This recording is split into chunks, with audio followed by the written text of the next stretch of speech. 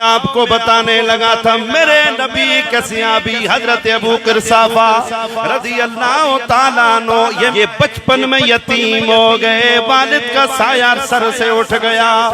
یہ اور ان کی والدہ اپنے خالو کے گھر میں رہتے، ان کے گھر کے کام کاج کرتے، ان کی بکریاں چرایا کرتے۔ ایک دن بکریاں لے کر مکہ کے پہاڑوں کی طرف گئے، قسمت جاگ اٹھی، اللہ کے نبی کا دیدار ہو جاتا ہے۔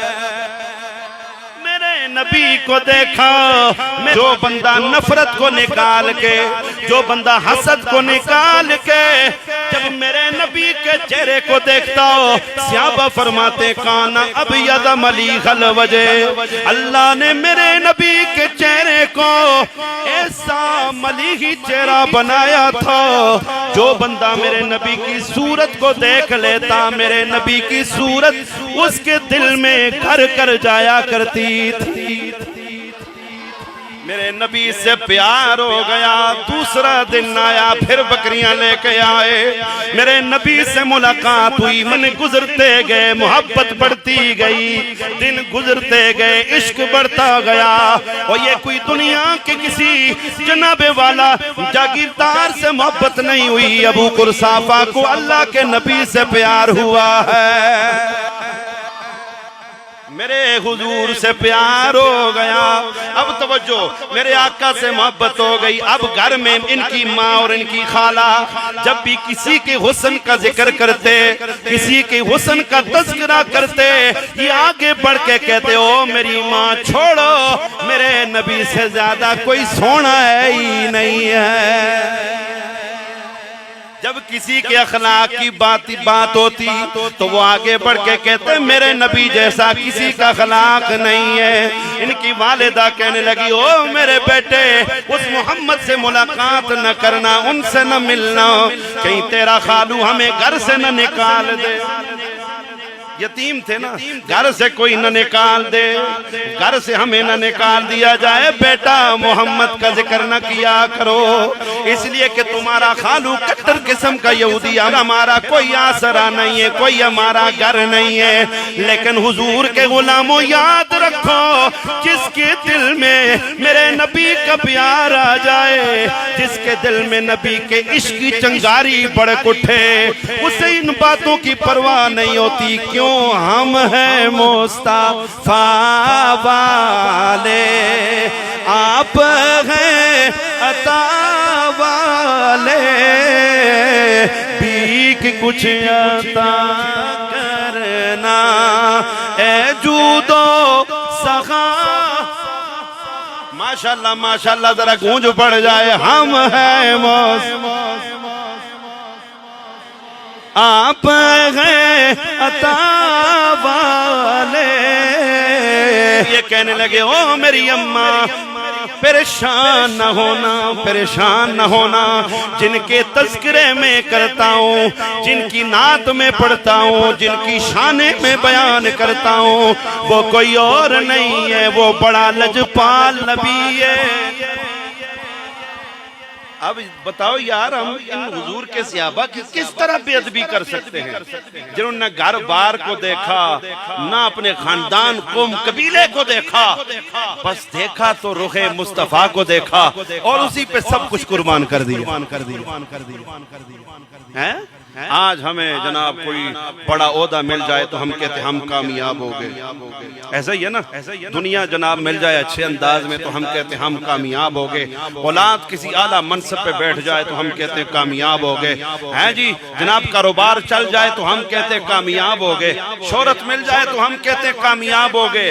رب کعبہ کی قسم، حضور کے صحابہ صرف ایک مقام پہ کہتے تھے کہ ہم کامیاب ہو گئے، وہ کیا کہ جب رائے خدا میں اپنی گردن کو کٹاتے نا تو وقت نزا میں وہ خون جب بہ رہا ہوتا تھا، صحابی اس وقت کہتے تھے وہ رب کعبہ کی قسم میں کامیاب ہو گیا ہوں۔ صحابہ تو چاہتے ہی یہ تھے کہ بس ہمارا سب کچھ قربان ہو جائے نبی پر اور نبی کے دین پر. بات سمجھ آئی؟ اب ہوا کیا، میرے آقا کا عشق بڑھتا گیا، میرے آقا کی محبت بڑھتی گئی. ایک دن ان کی والدہ اور ان کی خالہ نے روکا، یہ کہنے لگے او میری امی، او میری خالہ، ایک مرتبہ میرے ساتھ چلو، میرے محمد کو دیکھ لو، انہیں ذرا تم دیکھ لو، اس کے بعد جو تم کہو گی میں مان جاؤں گا. اب ان کی والدہ اور ان کی خالہ حضرت ابو قرصافہ کے ساتھ چلیں. میرے آقا مدینے والے حضور علیہ السلام صحابہ کی محفل میں بیٹھے ہوئے درس قرآن دے رہے تھے. یہ ان کی والدہ اور خالہ بھی آ گئیں، میرے نبی کی محفل میں بیٹھ گئیں. یہ فطرتی بات بھی ہوتی ہے، اگر کوئی بندہ کسی کی تعریف کر دے آپ کے سامنے، جو سننے والا ہوتا ہے اس کا بھی دل چاہتا ہے ذرا دیکھ تو لوں بندہ کیسا ہے. ایسا ہے کہ نہیں ہے؟ اوہ بھائی غائبانہ کسی بندے دی تسی تعریفاں کرو نا، تو جس اگر تعریفاں کر سو اس دے دل وچ بھی ایک محبت پیدا ہو جاندی ہے نا. یار دکھاں تو صحیح بندہ کہہ دیو، بڑیاں تعریفاں پہ کر دینے، ایک باری دیکھاں تو صحیح. یہ فطرتی بات ہے. اب ہوا کیا، یہ اور ان کی خالہ ابو قرصافہ ان کی والدہ اور خالہ نبی کی بارگاہ میں آ گئیں. میرے آقا صحابہ میں میٹھی میٹھی بولیاں بول رہے تھے، میرے آقا کی مجلس میں بیٹھی. اب ابو قرصافہ فرماتے ہیں میرے دل میں یہی خیال آتا اور ہاتھ اٹھا کے ورز کرتے، یا رب جو نبی تو نے مجھے دکھایا ہے میری ماں اور خالہ کو بھی دکھا دے.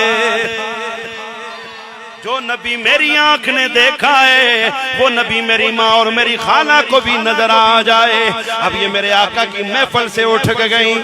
ابو قرصافہ فرماتے ہیں میں نے فوراً اٹھ کر نبی کی بارگاہ سے اجازت لے کے میں نکلا. میں نے اپنی والدہ سے پہلے بات یہی کی، او میری اماں، او میری خالہ، تمہیں کیسا لگا میرا محبوب؟